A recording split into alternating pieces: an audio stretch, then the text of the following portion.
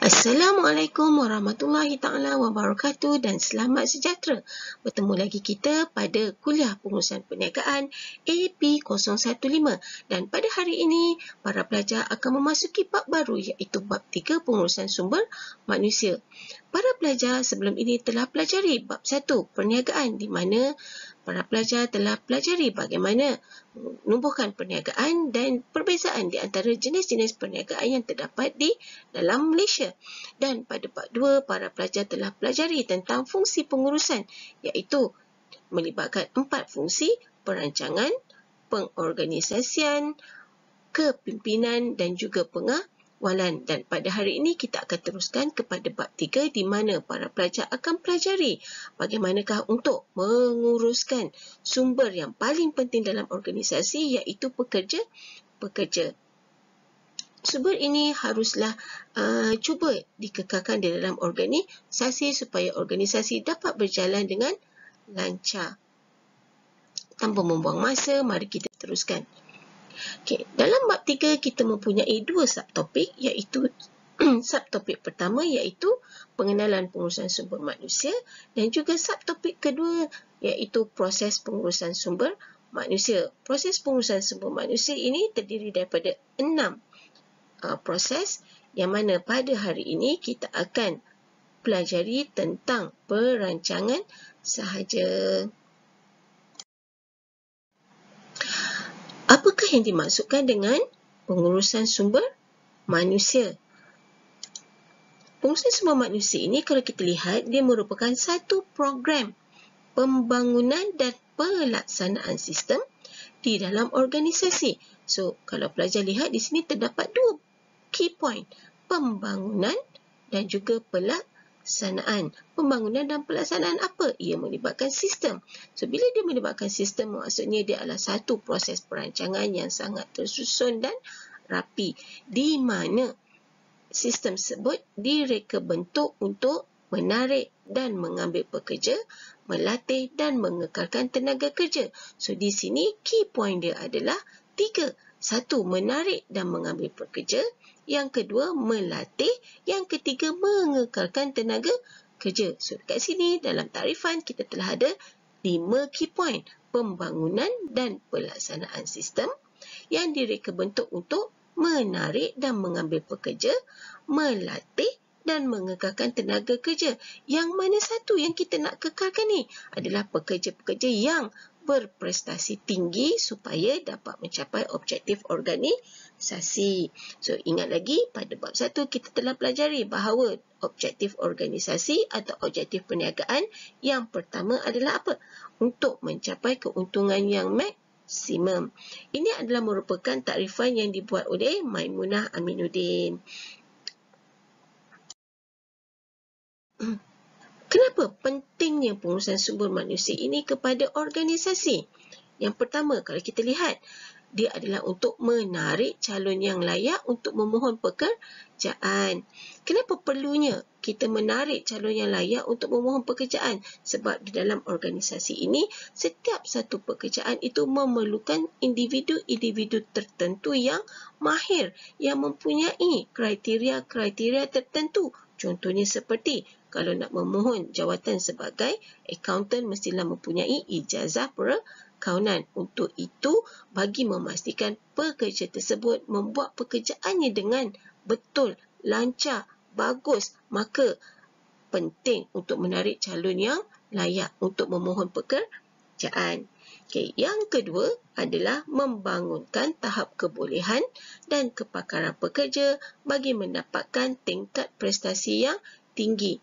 Mengapa?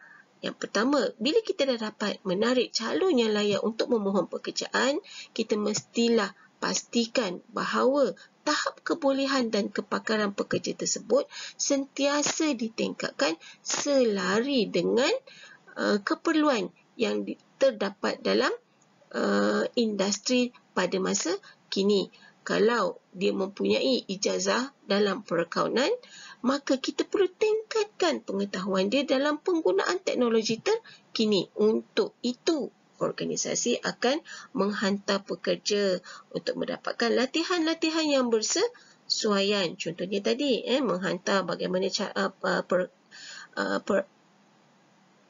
pekerja-pekerja dalam accountant untuk mendapat latihan dalam teknologi terkini. Yang ketiga adalah mengekalkan kaki tangan sumber manusia yang berkualiti dan beroperasi. Apakah maksud dekat sini?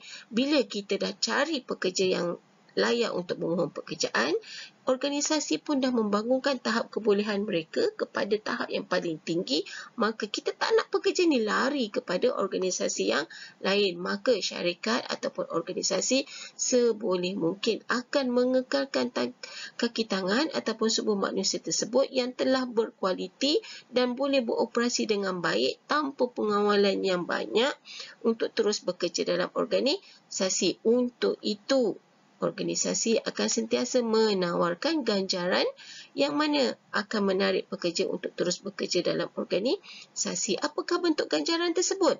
Contoh dia seperti gaji yang banyak, bonus yang menarik, ataupun kelebihan-kelebihan lain yang boleh ditawarkan oleh organisasi. Okay. Faham setakat itu? Okey, insya-Allah saya rasa para pelajar tiada masalah untuk memahami tiga kepentingan tersebut. Okay. Kita masuk kepada subtopik 3.2 iaitu proses pengurusan sumber manusia. Dalam proses pengurusan manusia ini dia terdapat 8 proses. Yang pertama adalah perancangan, diikuti oleh perekrutan, pemilihan, orientasi, latihan dan pembangunan, penilaian prestasi, ganjaran dan faedah, dan terakhir adalah keselamatan dan kesihatan pekerja.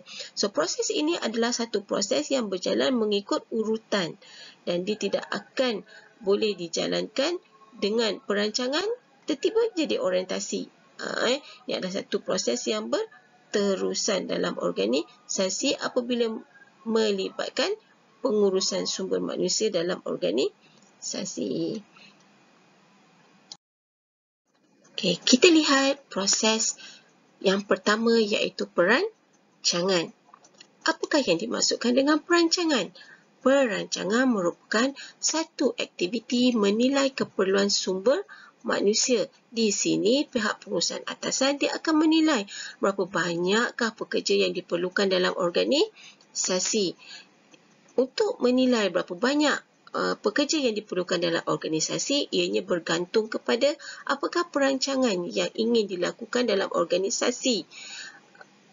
Berapa besar dia akan berkembang. Dia nak memasuki pasaran mana. So, dari situ dia akan kira berapa banyakkah pekerja yang diperlukan pada masa akan datang. Bagi memastikan organisasi dapat kumpulan tenaga kerja yang cekap dan berkemahiran. Di sini, pihak pengurusan atasan akan memastikan apakah jawatan-jawatan yang perlu ada dalam organisasi. Berapa banyakkah jawatan perlu diwujudkan dalam organisasi dan apakah kemahiran-kemahiran yang perlu bagi menjawat jawatan tersebut. Supaya apa? Supaya organisasi dapat berjalan dengan lancar pada masa akan datang. So, kalau kita lihat perancangan ini, dia melibatkan dua, iaitu ramalan sumber manusia dan juga analisis kerja. Dan dalam analisis kerja, dia terbahagi kepada dua, iaitu spesifikasi kerja dan juga huraian kerja. So, kita lihat apakah bentuk-bentuk perancangan tersebut.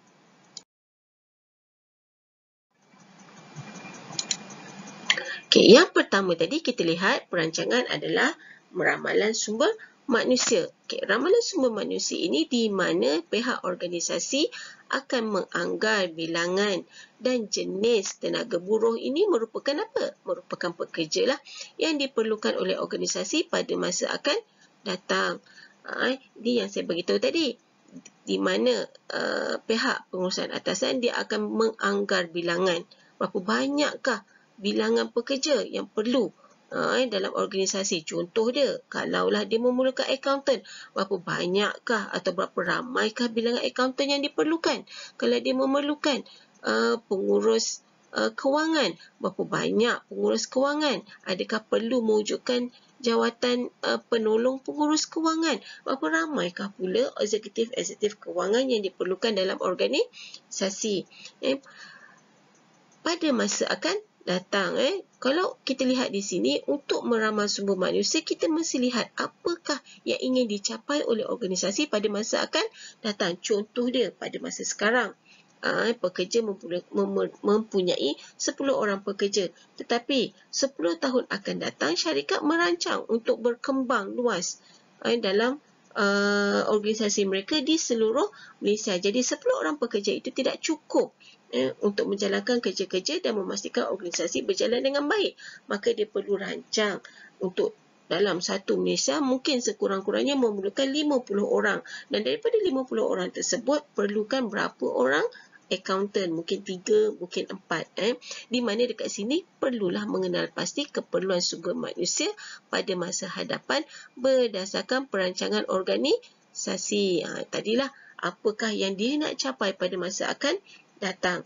Kalau dia nak memasuki pasaran Malaysia, untuk memasuki pasaran dunia, untuk menjadi sebuah organisasi yang terbesar, jadi perlu melibatkan kepada kenaikan pangkat, perpindahan daripada cawangan ibu pejabat ke cawangan-cawangan yang lain, berapa ramai pekerja akan berhenti, dan juga pekerja-pekerja yang bersara. Ini semua perlu difikirkanlah dalam organisasi di dalam membuat ramalan sumber manusia. Okey, setelah kita membuat ataupun pihak pengurusan atasan membuat ramalan sumber manusia, yang kedua, pihak pengurusan atasan akan membuat analisis kerja. Dalam analisis kerja ini, pihak pengurusan atasan dia akan mengumpul dan menganalisis maklumat berkenaan dengan kerja, tugas dan tanggungjawab serta kemahiran-kemahiran yang diperlukan untuk menjalankan sesuatu kerja tersebut, pengetahuan-pengetahuan yang diperlukan dan keupayaan yang diperlukan untuk melaksanakan sesuatu kerja, tugas dan tanggungjawab. Contohnya dekat sini, kalau dalam untuk menjawat jawatan sebagai seorang accountant, kena tahulah apakah tugas yang diperlukan untuk jawatan accountant tersebut. Mungkin tanggungjawab dia adalah untuk membuat full set account, membuat analisis, ramalan, perancangan kewangan pada masa akan datang. So, apakah kemahiran yang diperlukan? Sebagai seorang accountant, mahir mengira, membuat analisis dengan cekap, apakah pengetahuan dan keupayaan diperlukan? Mungkin memerlukan ijazah sarjana muda perakaunan, berapa lamakah pengalaman yang diperlukan dan sebagainya.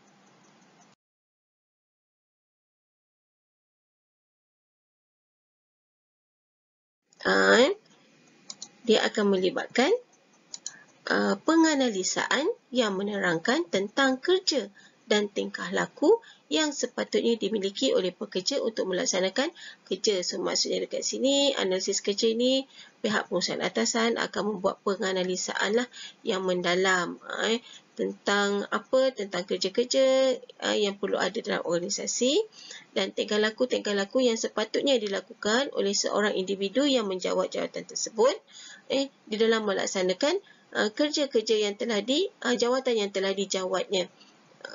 So, dalam membuat analisis kerja, ianya terbahagi kepada dua, iaitu penghuraian kerja, iaitu job description, dan juga spesifikasi kerja, iaitu job specification. So, dua perkara ini amat pentinglah dalam organisasi untuk memastikan organisasi memiliki pekerja yang layak untuk memohon jawatan tersebut.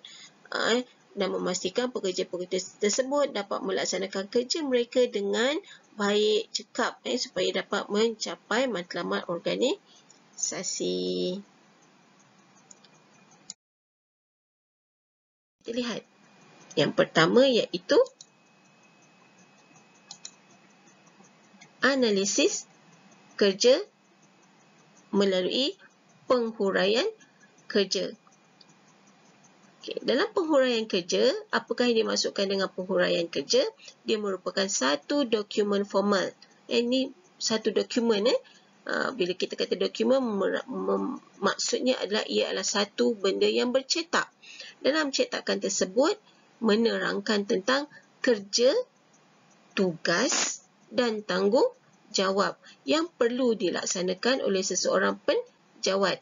Maksudnya dekat sini dalam penghuraian kerja dia adalah satu dokumen yang akan diberikan kepada pekerja yang mana dia menerangkan tentang kerja tersebut. Apakah jawatan dia? Contoh dia, jawatan accountant. Apakah tugas-tugas accountant? Apakah tanggungjawab yang perlu dilaksanakan oleh seorang pekerja yang menjawat jawatan sebagai seorang accountant tersebut? Di dalam penghuraian kerja, dalam dokumen tersebut, dia akan menerangkan maklumat-maklumat seperti tajuk kerja, ringkasan kerja, tanggungjawab, hubungan autoriti, hubungan antara kerja, suasana kerja dan juga fizikal tempat kerja. So dekat sini maklumat tersebut adalah merangkumi tajuk kerja tersebut. Apa contoh dia? Accountant, ringkasan kerja, apakah kerja-kerja yang perlu dilaksanakan oleh seorang accountant di dalam organisasi, masuk kerja pukul berapa, balik pukul berapa, kepada siapa dia perlu melaporkan, apakah tanggungjawabnya, perlu membuat full set account, hubungan autoriti, siapakah dia punya pihak pengurusan atasan dia. Kalau dia accountant, pihak pengurusan atasan dia siapa? Adakah Ketua Jabatan Perakaunan ataupun CEO? Hubungan antara kerja, siapakah pihak pengurusan atasan dan juga pekerja-pekerja di bawah mereka, suasana kerja dia dan juga keadaan fizikal tempat kerja, mungkin memerlukan komputer dan sebagainya. Dan penghuraian kerja ini akan digunakan oleh pihak organisasi sebagai satu sumber rujukan semasa proses merancang dan mengambil pekerja. So, katalah dalam organisasi tersebut dia memerlukan seorang accountant yang baru sebab accountant lama telah berpindah. Jadi, dalam masa ia mengambil pekerja baru, dia mestilah melihat penghuraian kerja ini, apakah tanggungjawab yang perlu dilaksanakan bagi menjawat jawatan seorang accountant dan apakah keperluan-keperluan yang perlu bagi pekerja tersebut ketika menjawat jawatan sebagai seorang accountant, untuk mengelakkan mereka ini membuat kerja-kerja lain selain daripada yang perlu mereka laksanakan. Dan penghuraian kerja juga, kalau kita lihat, dia digunakan untuk menentukan faedah, ganjaran dan pampasan kepada pekerja supaya pekerja-pekerja ini mendapat imbuhan-imbuhan yang sepatutnya mereka dapat dan mereka akan rasa seronok untuk terus bekerja dalam organisasi dan tidak mencari kerja di syarikat yang lain. Ini adalah contoh job description. Kalau kita lihat dekat sini, kita ada dia punya call center agent. Ini adalah dia punya tajuk kerja dia lah. Brief description, ini adalah ringkasan kerja-kerja yang akan dilakukan oleh call center agent tersebut. Ini adalah dia punya tanggungjawab. Ini adalah termasuk dalam penghuraian kerja. Dan kalau kita lihat dekat sini ada sedikit tentang dia punya kelayakan yang diperlukan. Okey, yang kedua adalah spesifikasi kerja. Okey, tadi kita lihat penghuraian kerja. Yang kedua pula adalah spesifikasi kerja. Apakah spesifikasi kerja? Dia merupakan satu dokumen formal yang menerangkan tentang kelayakan. Kalau tadi penghuraian kerja dia menerangkan tentang kerja-kerja. Yang ini pula menerangkan tentang kelayakan yang perlu dimiliki oleh seorang individu untuk melakukan sesuatu kerja dengan berkesan. Kalau kita lihat dekat sini, sebenarnya spesifikasi kerja ini dia menerangkan tentang spesifikasi-spesifikasi yang perlu ada pada seseorang individu itu untuk menjawat sesuatu jawatan supaya mereka dapat melaksanakan kerja tersebut dengan lebih berkesan. So, kalau kita lihat, spesifikasi kerja mengandungi apa? Identifikasi kerja, kelulusan, pengalaman, kemahiran dan ciri-ciri peribadi yang perlu dimiliki oleh seorang pekerja. Dan spesifikasi kerja ini dia berbeza-beza mengikut kepada pekerjaan yang perlu dilaksanakan. Contoh dia seperti kalau untuk menjawat jawatan sebagai seorang accountant, apakah kelulusan yang diperlukan? Dia akan nyatakan ijazah sarjana muda perkaunan. Berapa lamakah pengalaman? Biasanya sekarang ini kalau nak mengambil pekerja, dia memerlukan pengalaman lebih kurang dalam 3 tahun. Kemahiran dan ciri-ciri peribadi yang perlu ada. Contoh dia seperti mampu bekerja dalam keadaan yang tertekan, seorang yang penyabar, teliti, memiliki kemahiran analitikal yang tinggi. Itu semua adalah antara ciri-ciri peribadi yang perlu dimiliki oleh seseorang pekerja. So, spesifikasi kerja ini amat penting dalam organisasi. Untuk apa? Yang pertama adalah untuk tujuan pengambilan. Ingat, kita punya matlamat pengurusan sumber manusia, kepentingan dia yang pertama adalah mencari atau menarik calon pekerja yang layak. Jadi, untuk itu perlu ada spesifikasi kerja supaya syarikat dapat mengambil pekerja yang memang betul-betul layak untuk menjawat sesuatu jawatan. Jadi perlu untuk lihat kepada kelulusan, pengalaman, kemahiran. Dan spesifikasi kerja ini juga akan digunakan untuk tujuan induksi, pemberian latihan dan pembangunan serta faedah ganjaran dan pampasan. Okay. Ada sebarang soalan? Kalau ada sebarang soalan, boleh tanyalah kepada unit pengurusan perniagaan. Okay, ini adalah contoh job specification. Kalau kita lihat dekat sini, ini adalah dia punya tajuk kerja, marketing manager. Ini adalah dia punya tugas. Dan kalau lihat keperluan dia apa? Keperluan dia adalah mempunyai 10 tahun pengalaman. Apa yang dia akan buat? Supervising a staff. Apakah education yang diperlukan? Bachelor degree in marketing. Masters in business or marketing preferred. Yang diutamakan dekat sini. Jadi ini sangat penting lah kalau kita nak menjawab sesuatu jawatan. Penting untuk kita lihat job specification ni terlebih dahulu.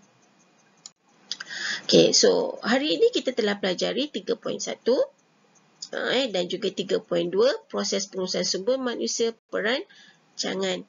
Dan sebelum kuliah ini berakhir nanti akan diberikan link bagi para pelajar untuk menjawab soalan-soalan untuk memastikan pelajar telah faham apakah yang telah dipelajari pada hari ini. So, kalau kita lihat, hari ini kita telah berjaya belajar tentang maksud pengurusan sumber manusia, kepentingan sumber manusia, tadi ada 3, kepentingan sumber manusia, dan juga proses pengurusan sumber manusia. Yang pertama, perancangan, yang mana dia melibatkan ramalan sumber manusia. Yang kedua, dia melibatkan analisis pekerjaan, yang mana terdiri daripada 2, iaitu job description dan juga job specification. So, itu sahaja untuk hari ini. Kita berjumpa lagi pada jam yang seterusnya. Assalamualaikum warahmatullahi taala wabarakatuh.